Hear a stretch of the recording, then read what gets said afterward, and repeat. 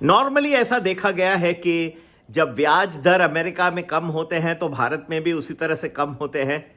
ये पहली बार आपने देखा है कि 50 और 25 75 बेसिस पॉइंट्स कम हुए हैं अमेरिका में, लेकिन भारत में अभी तक वही की वही इंटरेस्ट रेट्स रहे हैं। पहली बार इतना डिफरेंस है क्योंकि वहां पे ब्याज दर कम हुए और यहां पे कुछ भी इफेक्ट आया नहीं है। तो ये एक फर्क रहा है कि जब भी ब्याज दर थोड़े से कम रहते हैं तो कंपनीज को प्रोत्साहन मिलता है कि अभी आप कम ब्याज भर रहे हो, इन्वेस्टमेंट्स बढ़ा देते हैं अपनी। लेकिन भारत में ऐसे कोई भी चिन्ह अभी तक दिखाई नहीं दे। यहां तक कि पीयूष गोयल जी भी जो कैबिनेट मिनिस्टर है वो कहने लगे कि ब्याज दर को कम करना सही होगा और सीपीआई डेटा के ऊपर ही रिलायंस रखना अच्छा नहीं है।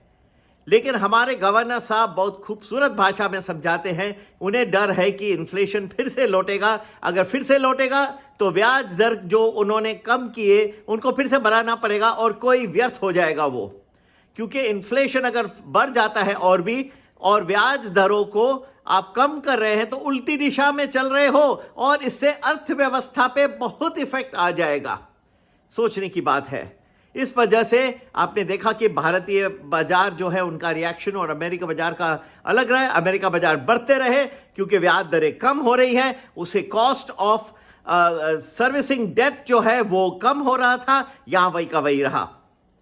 शक्तिकांत दास जी का भी बिल्कुल सही है। अगर आपने रिसेंट सीपीआई डेटा देखा तो बहुत ही ज्यादा था, उम्मीद से ज्यादा था। इसके लिए वो एक सेफ पॉइंट ले रहे हैं और वो भी अभी जानते हैं कि ट्रंप साहब आते ही टैरिफ्स बढ़ाएंगे, इन्फ्लेशन बढ़ेगा। इसके लिए शांत रहे हैं, बहुत संभाल के चल रहे हैं। लेकिन अब पीयूष गोयल जी ने ऐसा कहा है तो कह रहे हैं दिसंबर में हम डिसाइड करेंगे, फिर आपको बताएंगे। ये थोड़ा सा जो है, जो भारत और अमेरिका के बीच में अलग अलग दिशाओं में सेंट्रल बैंक चला है, इसकी वजह से भी रुपए की कीमत में डॉलर के विरुद्ध अलग रहा है। रुपया खिसक रहा है नीचे, डॉलर बढ़ रहा है और उसके अलावा यहां के प्रॉफिट्स भी जो है वो कुछ कम रहे हैं, ये भी देखा गया है। तो भाई और बहनों, ये सब सोच समझ के आगे बढ़ना है। अभी 2 दिन पहले जेरेमी पावल साहब ने भी शक्तिदाता जैसे कहे, उनकी तरफ से कहा कि हाँ, अमेरिकी जो इकोनॉमी है वो भी इतनी स्ट्रांग है, अब रिटेल सेल्स के डेटा भी आए वो भी इतने मजबूत हैं, तो अब हमें भी ऐसे लगता है कि ब्याज दरों को सोच समझ के कटौती करनी होगी। पहली बार वो भी सोच रहे हैं, तो इसकी ये बोलते ही वहां के भी बाजार फिर गिर गए। भाई और बहनों, ये आपको संक्षिप्त में मैंने समझा दिया। जहां लोगों का बहुत सारी अफवाहें फैली कि 10% और गिर जाएगा भारतीय बाजार, वीडियो फैल रहे हैं, लोग मुझे बहुत सारे लिख रहे हैं, इसलिए मैंने एक इमरजेंसी वीडियो सा बनाया।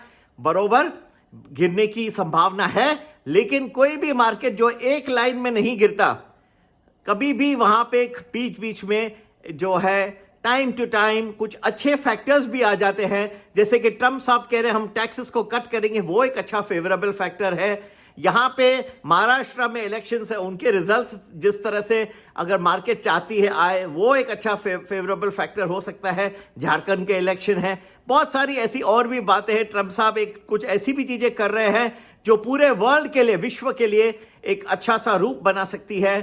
सैटेलाइट उधर एलॉन मस्क का जो है, उनकी स्टारलिंक है, भारत का एक सैटेलाइट वो लॉन्च कर रहे हैं। इस वजह से टेलीकम्युनिकेशंस में भारत को इसमें लाभ मिलेगा और cost of telecommunications, cost of mobile networking, ये सब चीप होने की संभावना है अगर मस्क साहब अपनी स्टारलिंक भारत में ले आते हैं। तो कुछ चीजें पॉजिटिव भी हैं, जो मार्केट एक ही लाइन में नहीं गिरेगा, बीच बीच में रिबाउंड्स भी आएंगे।